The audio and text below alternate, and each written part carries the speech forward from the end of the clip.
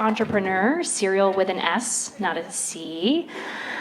She's the founder of 4 different ventures. She spends her days driving donated food around to homeless shelters, running her urban planning company, her spa, and Netflixing guilty pleasures like Riverdale. Yeah, please welcome Lourdes.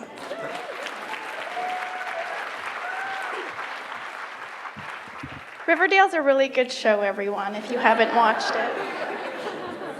I'm ready. Thank you.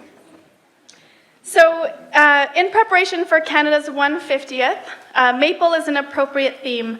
According to the very cleverly named mapleleavesforever.com, the maple tree was well before Canada's first birthday, and our Indigenous populations extracted the syrup and made sweet beverages, among other uses. The way we extract maple syrup today and what we use it for is not dissimilar to how our First Nations people used it. We collect it, we process it, and then we serve it. Did you know it takes 40 gallons of sap to make 1 gallon of syrup? Maple syrup is a transformation of the sap from the maple tree. A single tree can produce about 15 gallons of sap on a good year. Maple syrup is an important ingredient in the Canadian kitchen, as we heard tonight. It's the star of festivals across the nation. There's even studies that show that it reduces the risk of Alzheimer's and sclerosis. Its applications and repurposing power are endless. And researching maple for this presentation got me thinking about the linkages with this all-purpose ingredient and the community work that I'm involved in with the Leftovers Foundation. We are a nonprofit that redirects and repurposes excess food to people in need. Leftovers is focused on zero food waste and food security. We deliver ingredients to be repurposed so that they do not get sent to the landfill. And through partnering with service agencies across Calgary and most recently in Edmonton, we work to ensure that we are repurposing food and giving it another form. In Canada, we waste about $31 billion of food each year. 47% of that is in our own homes. We throw away 15 to 25% of the food we buy with our hard-earned money. It gets sent to the landfill, and instead of emitting CO2, it actually emits methane gas, 25 times more powerful. My work with the Leftovers Foundation is about food recovery and food justice.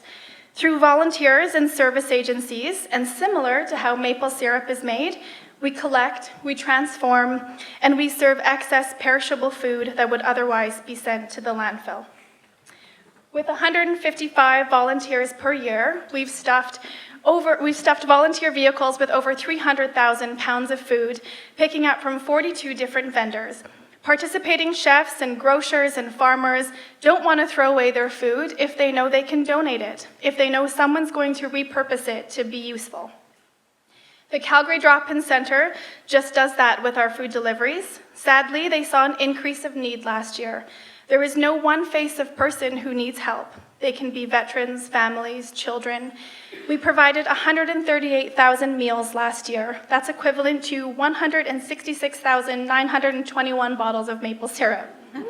And as I think about maple and its multitude of uses, I think of how we can correlate using one ingredient in a variety of ways. About how doing one act of reuse and repurposing can have a domino effect, an effect that spans basic needs, the environment, and social impact. Over 28 million liters of water was saved last year. That's equivalent to 37 million bottles of maple syrup. The environmental impact of repurposing food rather than throwing it away can be great. And what's even greater is that every one of us can do something about it. That's my shameless plug to volunteer for Leftovers. Last year was a big success for us and our volunteers, our vendors, and the media who focused on really good news stories during a recession.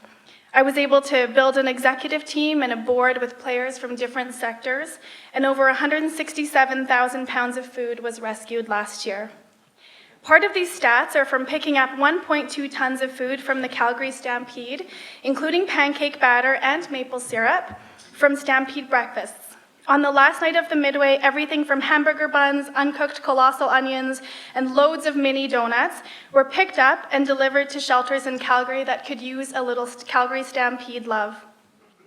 That food was repurposed and used for meals that served over the next 3 months at the service agencies, alleviating food spending for agencies and ensuring that our marginalized populations also got to take part in Stampede breakfasts, although some agencies did serve pancakes for about 2 months.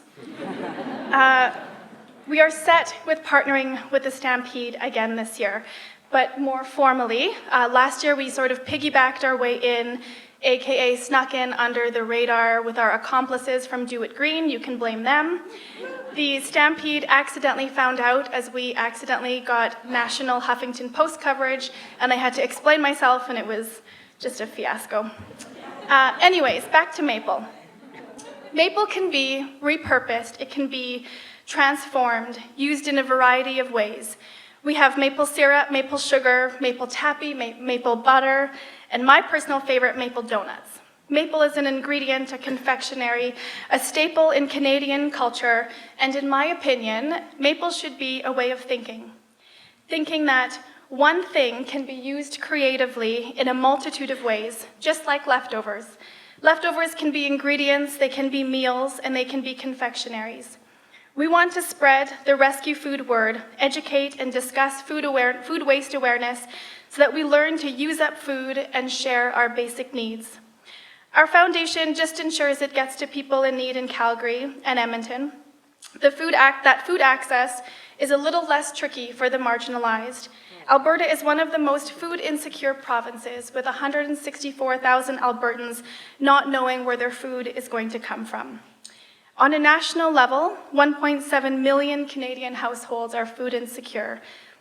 This is a meal our volunteers made at the Ronald McDonald House with about 75 pounds of rescued food. The statistics of food insecurity and the work we need to do in this sector is alarming. And I hope this changes so that 150 years from now, Canadians will be talking about what we have learned from maple, what maple has taught us, how maple can represent a way of life, to be creative, to think about different ways to repurpose, to use what we are given effectively, and that everything holds purpose. Thank you very much.